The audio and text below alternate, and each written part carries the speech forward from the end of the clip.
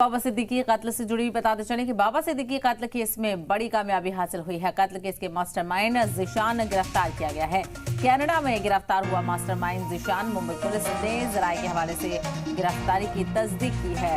जिशान पंजाब के जालंधर का रहने वाला है और एनसीपी नेता बाबा सिद्दीकी कत्ल के मास्टरमाइंड जिशान अख्तर उर्फ जस्सी पुलेवाला को कनाडा में सरी पुलिस ने गिरफ्तार किया है।